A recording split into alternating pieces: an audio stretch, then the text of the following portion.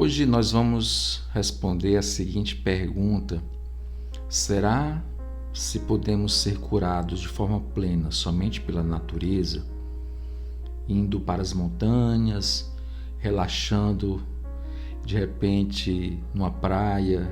Isso seria uma cura plena? Peçamos ao Senhor que a sua palavra esteja em nossa mente, em nossa boca e em nosso coração. Em nome do Pai, do Filho e do Espírito Santo. Amém. Nesse dia, a liturgia nos responde a essa pergunta: será se podemos ser curados ou salvos, né? Curados plenamente? Porque se somos curados plenamente, está em jogo aí a questão espiritual, porque o ser humano não é só matéria, não é só biologia, não é só química, mas também a parte espiritual. E se não é só parte material, é espiritual também. Precisamos justamente de uma cura espiritual, e a natureza não tem essa capacidade. Mas quem responde isso é a própria palavra de Deus, que não mente nem engana. Sabedoria 13, 1 a 9, a primeira leitura da liturgia desse dia. E assim diz o livro da sabedoria para nós: são insensatos por natureza todos os homens que ignoram a Deus, os que, partindo dos bens visíveis, não foram capazes de conhecer aquele que é. O livro da sabedoria está dizendo isso. São insensatos aqueles que, diante das realidades visíveis, como a criação, o sol, a lua, as estrelas, o mar, as árvores, as baleias, não foram capazes de conhecer aquele que é, não aquele que simplesmente existe como uma planta, mas aquele que é uma expressão bíblica para se referir a Deus, que é eterno. Jesus mesmo disse no Evangelho, várias vezes se referindo a Ele como Deus: eu sou, não é aquele que é. Eu sou o pão da vida, eu sou a luz do mundo, eu sou a porta das ovelhas, eu sou a videira verdadeira. Então, o livro da sabedoria vai direto nesse ponto. Nem tampouco pela consideração das obras chegaram a conhecer o artífice. Tomaram por deuses, por governadores do mundo, o fogo, o vento, o ar fugídio, as estrelas, a água impetuosa, os luzeiros do dia, aqui o sol, a lua, por exemplo. Se, encantados por sua beleza, tomaram estas criaturas por deuses, reconheceram quanto o seu Senhor está acima delas. Pois foi o autor da beleza quem as criou. Foi o autor da beleza quem as criou. Não podemos ficar nas criaturas. São João Paulo II, às vezes, ele gostava de ir aos montes, esquiar, inclusive, gostava muito da atividade física, É terapêutico. Com certeza, irmos fazer uma pescaria, contemplarmos o pôr do sol, mas isso não nos cura plenamente, isso não nos cura espiritualmente. Inclusive, o Catecismo da Igreja Católica, precisamos conhecer, esse livro aqui que eu sempre tenho perto de mim, porque é uma referência de doutrina para nós. O Catecismo da Igreja Católica, todos nós deveríamos estudar. Percebemos que é um livro volumoso, conhecer e não simplesmente nos basear por aquilo que a mídia não católica fala por aí do Papa, fala por aí da Igreja. Então, o Catecismo da Igreja Católica vai nomear 2 sacramentos de cura: a confissão e a unção dos enfermos. E falando da confissão, quero dizer que plenamente temos os nossos pecados apagados e, consequentemente, a pessoa melhora humanamente, porque se vamos querer resolver tudo a partir de uma perspectiva racional, humana, nós não conseguimos ir longe. Foi aquilo que nós refletimos, lembram?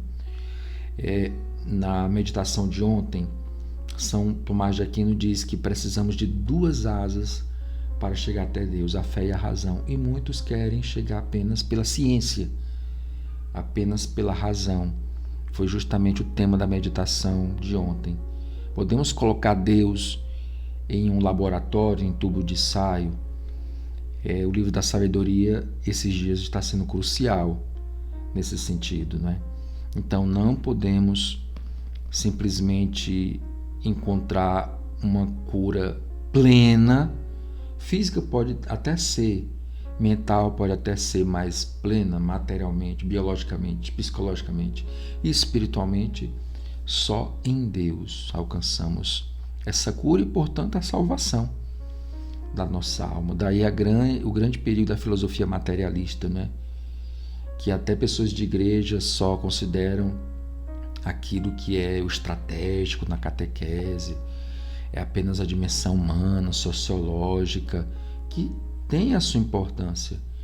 Mas nós não podemos esquecer a base da nossa vida enquanto cristãos, que é a base espiritual. O Salmo de hoje, o Salmo 18, vai dizer: os céus proclamam a glória do Senhor. Os céus, eles vão justamente nos remeter à grandiosidade de Deus, isso que São Francisco de Assis soube fazer muito bem. Ele não esbarrou na criação e ficou nela, simplesmente adorando as árvores, adorando a lua, adorando o sol, adorando os rios, adorando a terra. Não. São Francisco de Assis, que muitos chamam de patrono da ecologia, ele teve um encontro com Deus por meio da criação, mas não ficou na criação simplesmente. Ele foi até o Criador, né? Teve esse encontro pleno com o Senhor. Aquilo que Bento XVI vai dizer, que a nossa vida cristã, ela não se baseia em ideias vagas, mas no encontro com uma pessoa. E essa pessoa com P maiúsculo, essa pessoa, a verdade por excelência, é o próprio Cristo. E percebamos o seguinte, dando continuidade à meditação de ontem: não podemos explicar Deus apenas a partir do crivo da ciência. Não conseguimos colocar Deus no laboratório. Ele pode ser entendido e compreendido até certo ponto pela razão. A ideia de Deus, ela é filosófica. Muitos filósofos trataram, né?